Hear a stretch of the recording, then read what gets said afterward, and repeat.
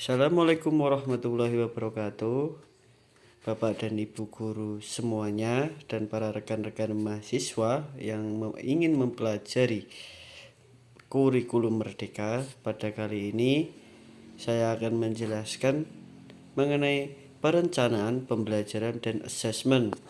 Ya, di sini dalam bab ini ada 4 kategori. Yang pertama, memahami capaian pembelajaran ataupun CP. Yang ini adalah hal baru dalam kurikulum Merdeka.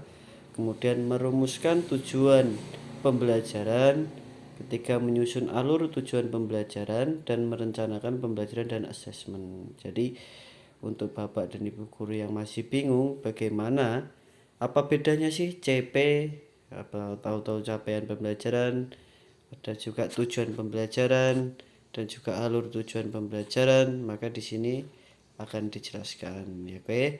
Nah, di sini ada gambarnya untuk lebih mudah memahami. Jadi ada 4 tadi ya. Memahami capaian pembelajaran, merumuskan tujuan pembelajaran dan menyusun alur tujuan pembelajaran dari tujuan pembelajaran, kemudian terakhir merancang pembelajaran. Ya, jadi mari kita baca bareng-bareng ya. Pemerintah menetapkan capaian pembelajaran CP sebagai kompetensi yang ditargetkan. Ya, jadi CP ini cukup jelas ya. CP yaitu pemerintah menetapkan. Jadi CP ini sudah ditetapkan oleh pemerintah ataupun sudah ditentukan CP untuk masing-masing fase. Ya, nanti masing-masing fase. Jadi tiap kelas, tiap angkatan itu beda-beda. Jadi CP ini sudah disediakan oleh pemerintah, oke. Namun CP tidak cukup konkret untuk memandu kegiatan pembelajaran sehari-hari. Ya, jadi CP aja masih kurang. Jadi perlu apa? Kemudian kita sebagai guru harus yang kedua merumuskan tujuan pembelajaran. Nah, tujuan pembelajaran ini ya yang warna kuning ini adalah tugas satuan pendidikan atau sekolah. Jadi yang menentukan sekolah. Ya, apa sih yang akan dipelajari anak didik kami dalam satu fase ini? Jadi satu CP ada fasenya kan. Untuk SMP kelas 7, 8, 9 itu satu fase, di fase D contohnya ya. Jadi sekolah menentukan dari capaian pembelajaran tersebut untuk ditentukan apa sih tujuan pembelajarannya yang mau kita capai dalam satu semester, 2 semester, ataupun satu fase. Jadi di sub gitu nanti tujuan pembelajarannya. Ya, kemudian CP perlu diurai menjadi tujuan-tujuan pembelajaran yang lebih operasional dan konkret. Kemudian CP tujuan pembelajaran tersebut ya. Tujuan pembelajaran tersebut untuk guru dikembangkan lagi ketika ingin mengajar di kelas ya kan. Ketika ingin mengajar di kelas jadi dijabarkan lagi dari tujuan pembelajaran yang general, yang masih general itu dispesifikkan contohnya dikembangkan lagi menjadi alur tujuan pembelajaran ya. Oke, dibaca lagi. Pembelajaran yang lebih operasional dan konkret yang dicapai satu persatu oleh peserta didik hingga mencapai akhir fase. Proses berpikir dalam merencanakan pembelajaran ditunjukkan dalam gambar-gambar di bawah ini. Ya, yang terakhir yaitu merancang pembelajaran. Jadi yang merah CP sudah dari pemerintah, kemudian yang kuning itu tujuan pembelajaran, itu didesain oleh guru-guru dan pihak sekolah ya. Jadi pihak sekolah sudah harus punya tujuan pembelajaran. Kemudian yang hijau sama biru itu guru mengembangkan sendiri dari tujuan pembelajaran dan capaian pembelajaran untuk dilakukan di dalam kelas ya.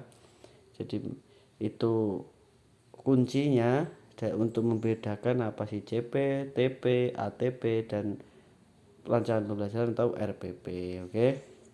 Kemudian pendidik dapat satu mengembangkan sepenuhnya alur tujuan pembelajaran atau perencanaan pembelajaran yang hijau sama biru tadi ya, maksudnya nomor 1.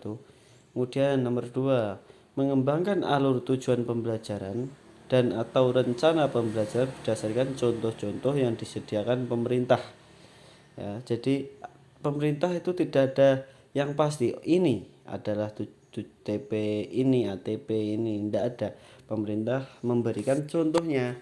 Jadi sekolah mengembangkan sendiri dilihat dari kondisi sekolahnya, situasi dan peserta didiknya bagaimana, itu sekolah menyesuaikan sendiri ya dengan lingkungan sekolah ya. Nomor 2 sebagai berikut. Jadi tidak ada pastinya dari pemerintah.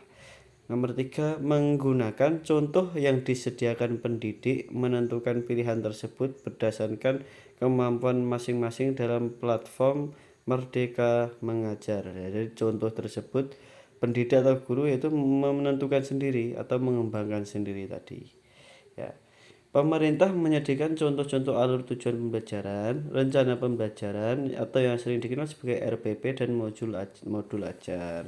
Dengan kata lain, setiap pendidik perlu menggunakan alur tujuan pembelajaran dan rencana pembelajaran untuk memandu mengajar mereka. Akan tetapi mereka tidak harus mengembangkannya sendiri ya. Memang tidak sendiri ya tadi dari sekolah atau satuan pendidikan itu yang di garis tebal menggunakan alur tujuan pembelajaran ya. Jadi nanti meeting 1 mempelajari apa, meeting 2 mempelajari apa, meeting 3 jadi udah dikonsep sebelum memulai pembelajaran dalam satu fase atau satu semester udah ada alur tujuan pembelajaran. Jadi murid mempelajari ini dulu, ini dulu, ini dulu untuk mencapai tujuan pembelajaran. Dan tentunya ketika tujuan pembelajaran tersebut terpenuhi, maka CP pun juga akan terpenuhi. Jadi begitu ya, merupakan penjelasan dari perencanaan pembelajaran dan asesmen. Ya, mungkin kalau ada tanya-tanya atau apa, kita diskusikan di kolom komentar ya. Atau ada yang minta contohnya apa CP, contohnya apa tujuan pembelajaran, contoh alur tujuan pembelajaran seperti apa, bisa komen di bawah ya, bisa dikomen, bisa tanyakan, nanti kita diskusikan bersama-sama ya. Terima kasih. Begitulah bedanya ya CP, TP sama ATP pada kurikulum merdeka. Terima kasih yang udah nonton. Assalamualaikum warahmatullahi wabarakatuh.